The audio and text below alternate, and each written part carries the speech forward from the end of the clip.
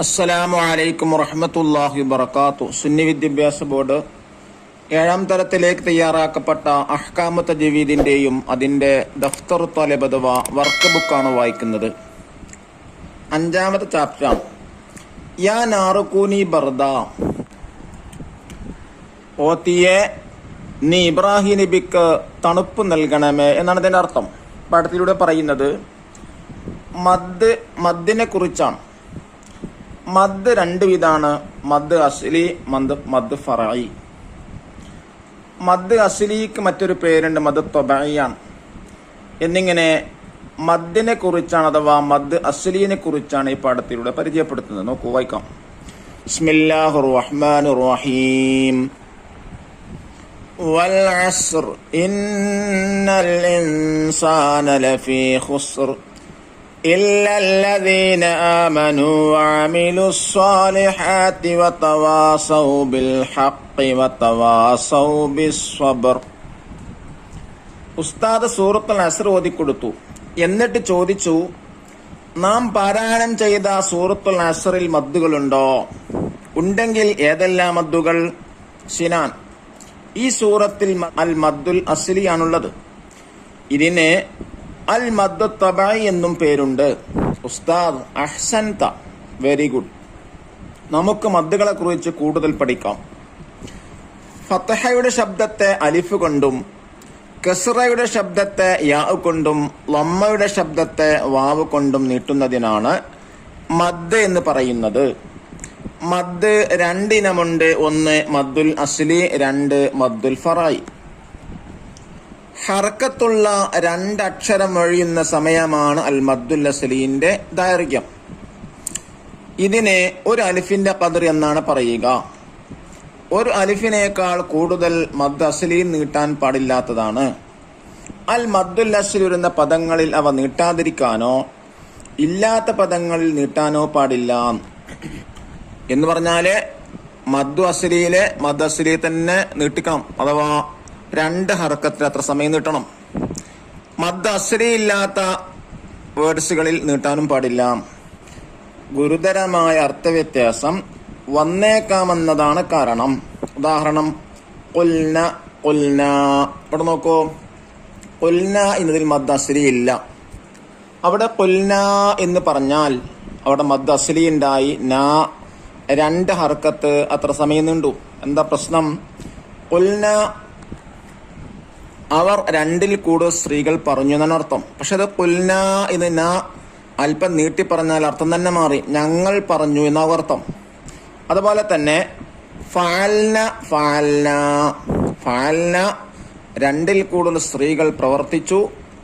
അത് ഫഅൽന എന്ന് വായിച്ചാൽ ഞങ്ങൾ പ്രവർത്തിച്ചു.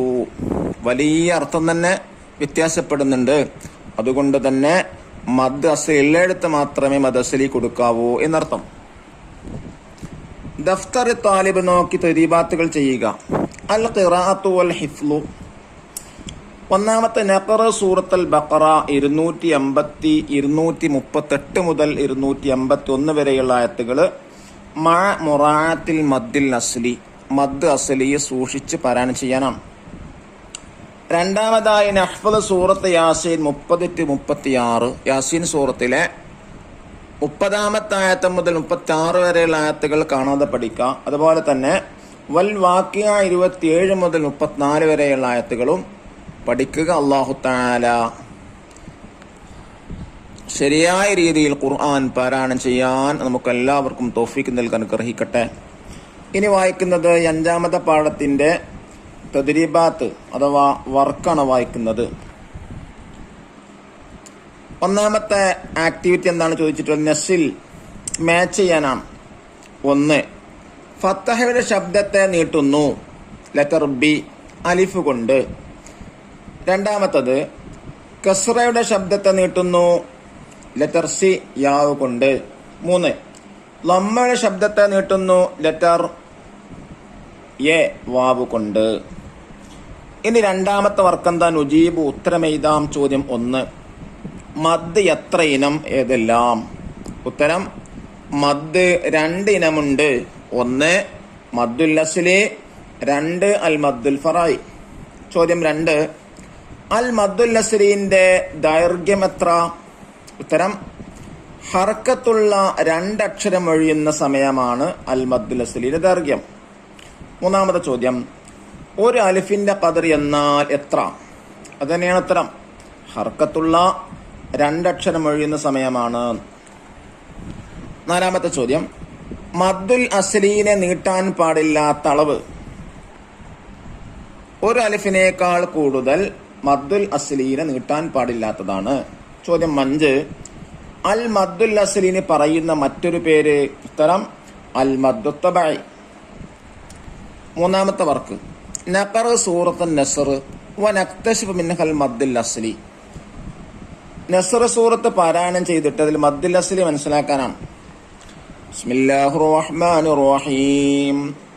ഇദാ ജാഅ നസ്റുല്ലാഹി വൽ ഫത്ഹ് വറഅയ്ത അന്നാസ യദ്ഖുലൂന ഫീ ദീനില്ലാഹി അഫ്വാജാ ഫസബ്ബിഹ് ബിഹംദി റബ്ബിക വസ്തഗ്ഫിർ ഇന്നഹു കാന തവ്വാബാ. ഇവിടെ നോക്കൂ, മവാലിഉൽ മദ്ദുൽ അസ്ലി, ഈ സൂറത്തിൽ വന്ന മദ്ദുൽ അസ്ലിന്റെ സ്ഥലങ്ങൾ ഏതാണ്? ഒന്നാമതായി ഇദാ കൊടുത്തിട്ടുണ്ട്, രണ്ടാമത്തെ അല്ലാഹി, മൂന്നാമത്തത് അന്നാസ്, 4 യദ്ഖുലൂന, 5 ഫി, 6 ദീന്, 7 അല്ലാഹി, 8 കാന.